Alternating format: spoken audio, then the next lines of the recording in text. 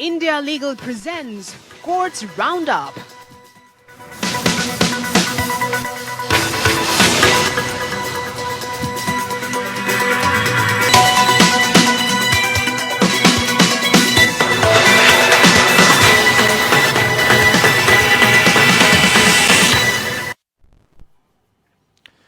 नमस्कार, मैं हूं आपके साथ रविंद्र सिंह। कोर्ट्स राउंडअप में आपका स्वागत है। इस बुलेटिन में अगले आधे घंटे में हम आपको कोर्ट से जुड़ी तमाम छोटी बड़ी खबरों से रूबरू करवाएंगे। कोर्ट की कार्रवाई और सुप्रीम कोर्ट से लेकर हाई कोर्ट और लोअर कोर्ट्स तक के फैसलों को आपके सामने रखेंगे। आगे बढ़ने से पहले एक नजर डालते हैं सुर्खियों पर। आरएसएस ने तमिलनाडु में रूट मार्च किया फिलहाल स्थगित। सरकार ने हाईकोर्ट में कहा कि मार्च से कानून व्यवस्था खराब हो सकती है। इंटेलिजेंस रिपोर्ट से खतरे का अंदेशा।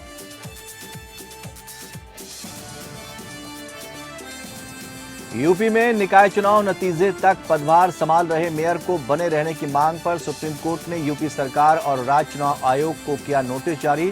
3 हफ्ते में जवाब तलब।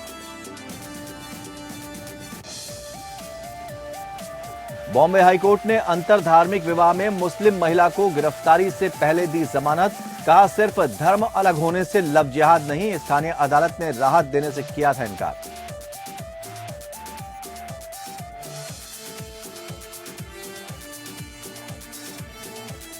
जयललिता मौत मामले में मद्रास हाईकोर्ट ने पूर्व स्वास्थ्य मंत्री विजय भास्कर के खिलाफ जांच की।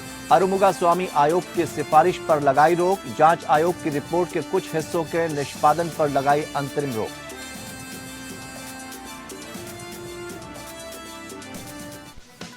India Legal presents Courts Roundup.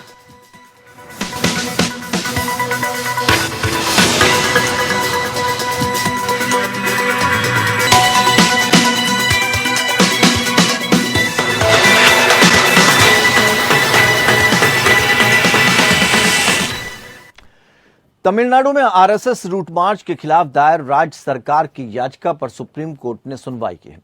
मामले को लेकर तमिलनाडु सरकार की ओर से पेश मुकुल रोहतगी ने सुप्रीम कोर्ट को बताया था कि राज्य सरकार 6 जिलों में मार्च को इजाजत नहीं दे सकती क्योंकि इन इलाकों में पीएफआई और बम ब्लास्ट आदि का खतरा है।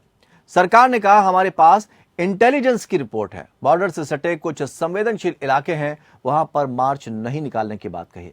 सुप्रीम कोर्ट का रुख देखते हुए आरएसएस 5 मार्च को तमिलनाडु में रूट मार्च टालने को सहमत हुआ। कोर्ट ने कहा कि हम इस मामले पर 17 मार्च को सुनवाई करेंगे।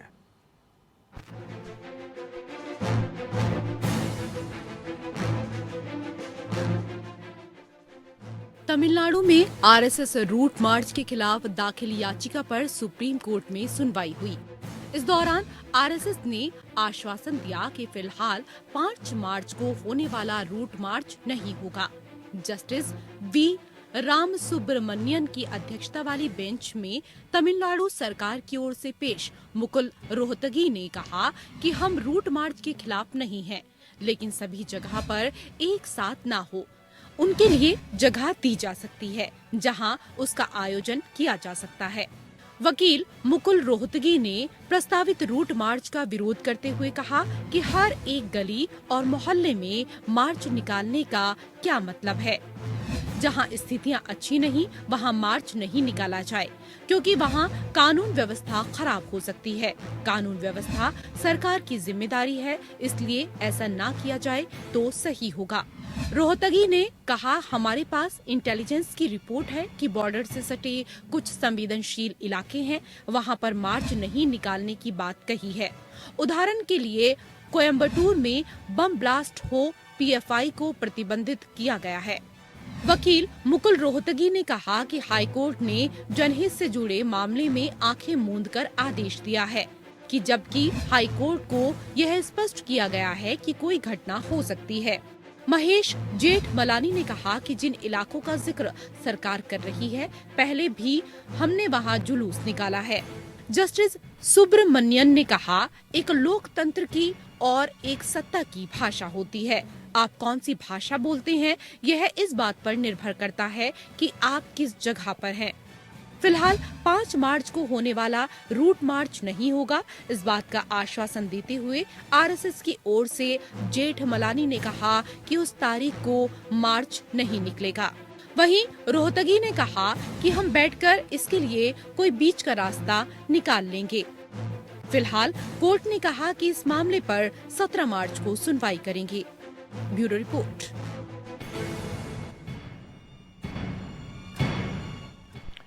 यूपी निकाय चुनाव मामले में सीजेआई चंचूड़ की अध्यक्षता वाली बेंच ने यूपी स्थानीय निकाय चुनाव में ओबीसी कोटे से जुड़े मामले में यूपी सरकार को नोटिस जारी किया है।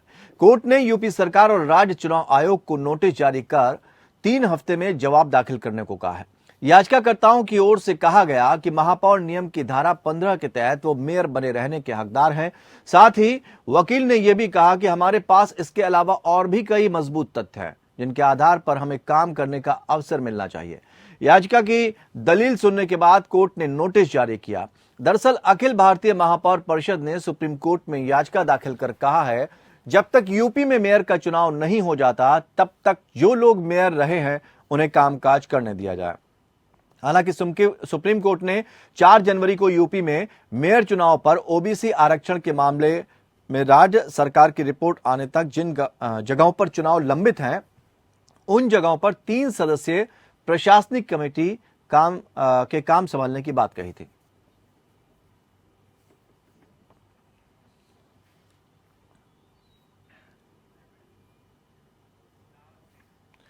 सुप्रीम कोर्ट ने उपभोक्ता आयोगों में नियुक्ति के लिए 10 साल के अनुभव वाले वकीलों का रास्ता साफ किया।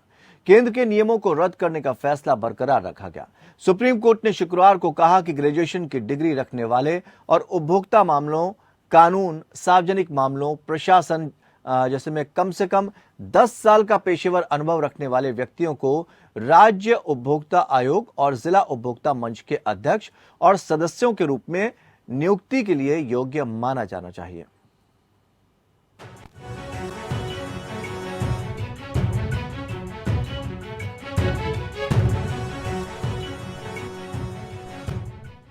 सुप्रीम कोर्ट ने ग्रेजुएशन की डिग्री रखने वाले और उपभोक्ता मामले, कानून, सार्वजनिक मामलों, प्रशासन आदि में कम से कम 10 साल का पेशेवर अनुभव रखने वाले व्यक्तियों को राज्य उपभोक्ता आयोग, इसका मतलब यह है कि कम से कम 10 साल से कार्यरत वकील राज्य और जिला उपभोक्ता आयोगों के अध्यक्ष और सदस्यों के रूप में नियुक्ति के पात्र हैं। सुप्रीम कोर्ट ने उपभोक्ता संरक्षण अधिनियम 2019 की धारा 101 के तहत केंद्र सरकार द्वारा बनाए गए उपभोक्ता संरक्षण नियम 2020 के प्रावधानों को रद्द करने के बॉम्बे हाई कोर्ट के नागपुर बेंच के फैसले को बरकरार रखा, जिसमें राज्य उपभोक्ता आयोगों और जिला मंचों के सदस्यों के लिए क्रमशः 20 साल और 15 वर्ष का न्यूनतम पेशेवर अनुभव निर्धारित किया गया है और जिसने नियुक्ति के लिए लिखित परीक्षा की आवश्यकता को समाप्त कर दिया। पीठ ने कहा कि नियम 6/9 में पारदर्शिता की कमी है और यह चयन समिति को अनियंत्रित विवेक प्रदान करता है। पीठ ने माना कि केंद्र सरकार ने मद्रास बार एसोसिएशन सहित सुप्रीम कोर्ट के निर्णयों को रद्द करने का प्रयास किया है, जिसकी अनुमति नहीं है। बेंच ने केंद्र और राज्य सरकार को 2020 के नियम में निम्नलिखित संशोधन करने का निर्देश दिया। बॉम्बे हाई कोर्ट ने नए उपभोक्ता संरक्षण नियम 2020 के प्रावधानों को रद्द कर दिया था, जो राज्य उपभोक्ता आयोगों और जिला मंचों के सदस्यों के लिए 20 साल और 15 साल का न्यूनतम पेशेवर अनुभव निर्धारित करता है। अदालत ने उस प्रावधान को भी रद्द कर दिया जो प्रत्येक राज्य की चयन समिति को राज्य सरकार द्वारा विचार किए जाने के लिए योग्यता के क्रम में नियुक्ति के लिए नामों की सिफारिश करने की अपनी प्रक्रिया निर्धारित करने की शक्ति देता है। यह आदेश केंद्र सरकार द्वारा उपभोक्ता संरक्षण नियम 2019 की धारा 101 के तहत बनाए नए 2020 नियमों से संबंधित है, जो भारत में कार्यरत राज्य उपभोक्ता आयोग और जिला उपभोक्ता मंचों के सदस्यों की नियुक्ति, योग्यता, पात्रता हटाने के लिए है। जस्टिस सुनील शुक्रे और जस्टिस अनिल किलोर की पीठ ने एडवोकेट डॉक्टर महेंद्रा लीमये और विजय कुमार भीमा दीगे द्वारा दायर याचिकाओं में नियमों को असंवैधानिक और अनुच्छेद 14 का उल्लंघन करने वाला बताया। Bureau report. खबरों में आगे, सुप्रीम कोर्ट ने होली की छुट्टियों के बाद तृणमूल कांग्रेस के प्रवक्ता साकेत गोखले द्वारा दायर याचिका पर सुनवाई करने का फैसला किया, जिसमें गुजरात उच्च न्यायालय के उस आदेश को चुनौती दी गई है। हाईकोर्ट ने क्राउड फंडिंग के माध्यम से एकत्रित फंड की कथित हेराफेरी से संबंधित मामले में उन्हें जमानत देने से इनकार कर दिया था। जस्टिस BR गवई और जस्टिस विक्रम नाथ की खंडपीठ ने कहा कि मामला देर रात पूरक सूची में सूचीबद्ध हो गया और उन्होंने कहा कि वे इस पर 13 मार्च को सुनवाई करेंगे। उनके खिलाफ आरोप है कि उन्होंने क्राउड फंडिंग प्लेटफॉर्म और डेमोक्रेसी के माध्यम से 1700 से अधिक लोगों से 72 लाख रुपए से ज्यादा एकत्रित किए और उस पैसे का इस्तेमाल निजी इस्तेमाल के लिए किया और इस तरह फंड का दुरुपयोग किया गया। मामले में प्राथमिकी एक महिला द्वारा दायर शिकायत पर दर्ज की गई थी, जिसने दावा किया था कि उसने गोखले को ऑनलाइन माध्यम से 500 रुपए दान किए थे। इसके बाद गोखले पर भारतीय दंड संहिता की धारा 420 यानी धोखाधड़ी, 406 यानी विश्वास का आपराधिक उल्लंघन और 467 जालसाजी के तहत मामला दर्ज किया गया। गोखले की जमानत से इनकार करते हुए जस्टिस समीर जे दवे की उच्च न्यायालय की खंडपीठ ने कहा कि प्रथम दृष्टया मामला यह है कि कल्याण के नाम पर एकत्र की गई राशि का उपयोग अभियुक्तों द्वारा अपने व्यक्तिगत लाभ के लिए किया गया था।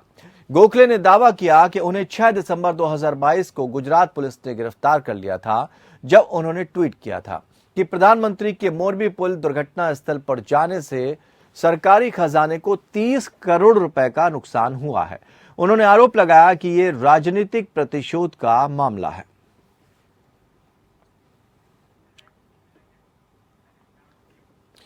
बॉम्बे हाईकोर्ट ने एक मुस्लिम महिला और उसके परिवार को गिरफ्तारी से पहले जमानत देते हुए लव जिहाद के दावे को खारिज कर दिया। हाईकोर्ट ने कहा कि एक रिश्ते को सिर्फ इसलिए लव जिहाद का रूप नहीं दिया जा सकता क्योंकि लड़का और लड़की अलग अलग धर्मों के हैं।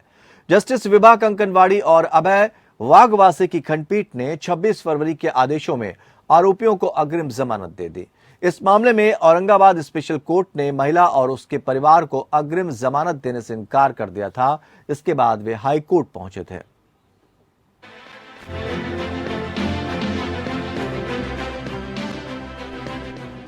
बॉम्बे हाईकोर्ट ने लव जिहाद के केस में मुस्लिम महिला और उसके परिवार को गिरफ्तारी से पहले जमानत दे दी।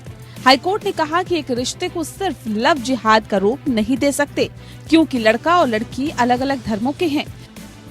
जस्टिस विभा कंकनवाड़ी और अभय वाघवासे की खंडपीठ ने 26 फरवरी के आदेश में आरोपियों को अग्रिम जमानत दे दी थी, जिन्हें स्थानीय अदालत ने राहत देने से इनकार कर दिया था।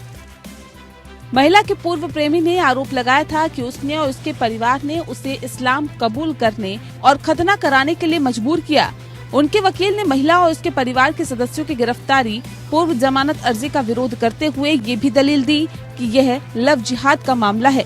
शख्स का कहना है कि महिला के माता पिता को उसकी जाति से कोई समस्या नहीं थी। बाद में उन्होंने अपनी बेटी को भी मुझे बिना धर्म परिवर्तन कराए अपना लेने के लिए राजी कर लिया। फिर हमारे रिश्तों में कड़वाहट आ गई।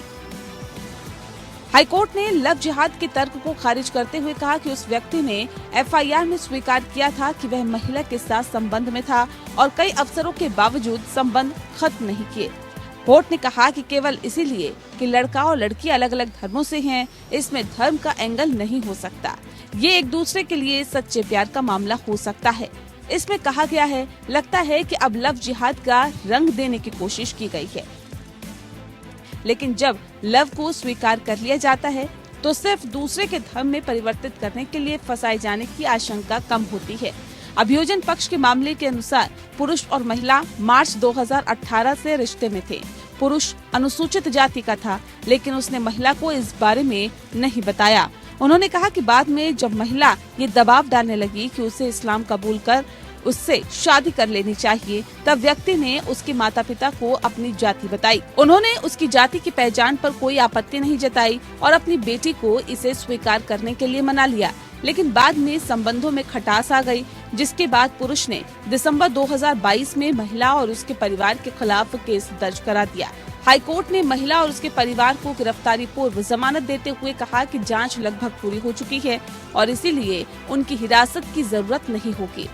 इस मामले में औरंगाबाद स्पेशल कोर्ट ने महिला और उसके परिवार को अग्रिम जमानत देने से इनकार कर दिया था। इसके बाद वे हाई कोर्ट पहुंचे थे। Bureau report. दिल्ली हाईकोर्ट ने यह देखते हुए कि मुख्य साजिशकर्ताओं को यूएपीए के तहत गिरफ्तार या आरोपित नहीं किया गया और पूरक चार्जशीट दाखिल करने में अस्पष्ट देरी हुई। नकली नोटों के मामले में यूएपीए के तहत आरोपित 2 लोगों को नियमित जमानत दे दी गई। जस्टिस मुक्ता गुप्ता और जस्टिस पूनम ए बंबा की खंडपीठ ने इस तथ्य पर भी ध्यान दिया कि आरोपी 6 साल से अधिक समय से हिरासत में है और पिछले साल 5 मई से 1 साल के भीतर सुनवाई पूरी करने के अदालत के निर्देश के बावजूद केवल पिछले 8 महीनों में कुछ और गवाहों का ट्रायल किया गया। अभियोजन पक्ष का यह मामला है कि दोनों आरोपी पटियाला जेल से संचालित सिंडिकेट का हिस्सा थे, जिसमें 3 अन्य लोगों मंगा सिंह, बलजिंदर सिंह और विष्णु के साथ साजिश रची गई। यह आरोप लगाया गया कि याचिकाकर्ता उच्च गुणवत्ता वाले जाली नोटों के व्यापार, आपूर्ति और खरीद में शामिल थे, जबकि मंगा सिंह और बलजिंदर से पूछताछ की गई, उन्हें औपचारिक रूप से गिरफ्तार नहीं किया गया। दूसरी ओर विष्णु को आज तक गिरफ्तार नहीं किया जा सका है।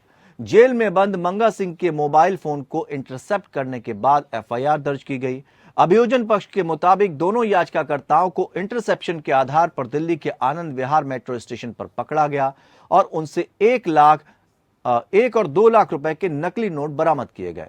याचिकाकर्ताओं की ओर से यह प्रस्तुत किया गया कि मंगा सिंह और बलजिंदर सिंह के खिलाफ पिछले साल 22 अप्रैल को उन्हें गिरफ्तार किए बिना पूरक आरोप पत्र दायर किए गए और इस मामले में पहले से ही पेश किए गए 16 गवाहों को क्रॉस एग्जामिनेशन के लिए वापस बुलाया होगा। इस प्रकार यह तर्क दिया गया कि ट्रायल समाप्त होने में लंबा समय लगेगा।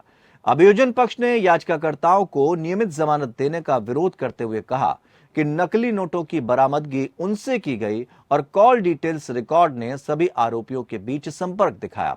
पीठ ने कहा कि जांच एजेंसी ने न केवल उनकी भूमिका की जांच करने में बल्कि पूरक चार्जशीट दाखिल करने और याचिकाकर्ताओं को हिरासत में रखने में और अधिक देरी की है।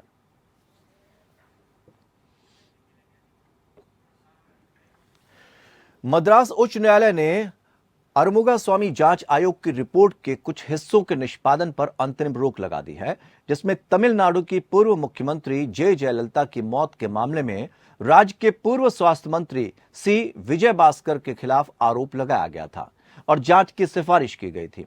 मदुरै पीठ के न्यायमूर्ति जीआर स्वामीनाथन ने आयोग की अगस्त 2022 की रिपोर्ट के साथ साथ 17 अक्टूबर 2022 को जारी किए गए बाद के सरकारी आदेश के ऐसे हिस्सों को समाप्त करने या रद्द करने की मांग करने वाली विजयभास्कर द्वारा दायर एक याचिका पर अंतरिम आदेश पारित किया, जो उनके खिलाफ आरोपों से संबंधित था।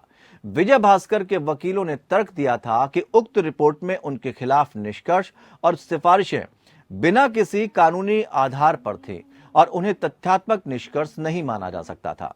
17 अक्टूबर 2022 को तमिलनाडु के मुख्य सचिव द्वारा जारी एक बाद के सरकारी आदेश में विजयभास्कर सहित 8 लोगों के खिलाफ जांच का निर्देश दिया गया था।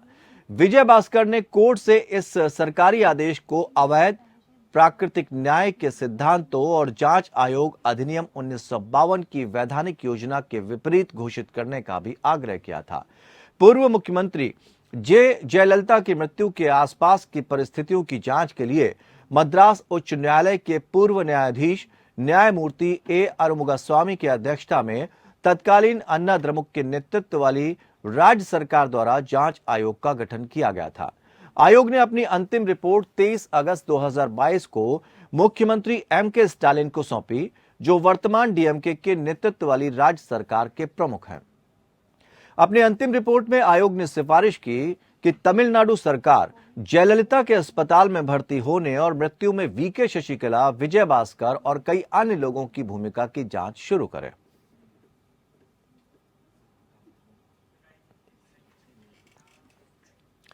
सुप्रीम कोर्ट ने सामूहिक धर्मांतरण मामले में इलाहाबाद स्थित संस्थान श्वार्ट्ज के कुलपति डॉक्टर राजेंद्र बिहारी लाल और निदेशक विनोद बिहारी लाल की गिरफ्तारी पर रोक लगा दी है। CJI DY Chandrachud, justice PS Narasimha और जस्टिस जेबी पारदीवाला की पीठ के समक्ष सीनियर एडवोकेट सिद्धार्थ दवे ने मामले का उल्लेख किया और उसी दिन इसे स्वीकार कर लिया गया। पीठ ने आगे के आदेशों को लंबित रखते हुए याचिकाकर्ताओं की गिरफ्तारी पर रोक लगाते हुए उत्तर प्रदेश को भी नोटिस जारी किया। सीनियर एडवोकेट सिद्धार्थ दवे ने सुबह सीजेआई डीवाई चंद्रचूड़ के समक्ष मामले को तत्काल सूचीबद्ध करने की मांग की। उन्होंने कहा, ये इलाहाबाद के एक प्रमुख विश्वविद्यालय के कुलपति हैं, उन्हें धर्म परिवर्तन कानूनों के तहत प्रताड़ित किया जा रहा है। सीजेआई बोर्ड के अंत में मामले की सुनवाई के लिए राजी हुए। जब सीजेआई डीवाई चंद्रचूड़ ने पूछा कि क्या उनके खिलाफ कोई आरोप है, तो दवे ने दोहराया कि याचिकाकर्ताओं का नाम एफआईआर में भी नहीं था। पीठ ने मामले में यूपी राज्य को नोटिस जारी किया और कहा, अगले आदेश लंबित होने तक याचिकाकर्ताओं की गिरफ्तारी पर रोक रहेगी। इससे पहले इलाहाबाद हाई कोर्ट ने मामले में 2 याचिकाकर्ताओं को अग्रिम जमानत देने से इनकार कर दिया था, ये देखते हुए कि वे प्रभावशाली व्यक्ति थे और धर्मार्थ कार्यों के पीछे उनकी मंशा संदिग्ध प्रतीत होती है, जिससे समाज के हाशिए के लोगों के हित प्रभावित होते हैं। जस्टिस मंजू रानी चौहान की पीठ ने कहा था कि वे अग्रिम जमानत पर रिहाई के मामले में अन्य व्यक्तियों के साथ समानता का दावा नहीं कर सकते हैं। इस मामले में एफआईआर पिछले साल अप्रैल में हिमांशु दीक्षित नामक एक कार्यकर्ता की शिकायत पर दर्ज की गई थी। शिकायत में उसने आरोप लगाया था कि हिंदू धर्म के लगभग 90 व्यक्तियों के evangelical church of India Hariharganj Fatehpur में धर्मांतरण के उद्देश्य से इकट्ठा किया गया था।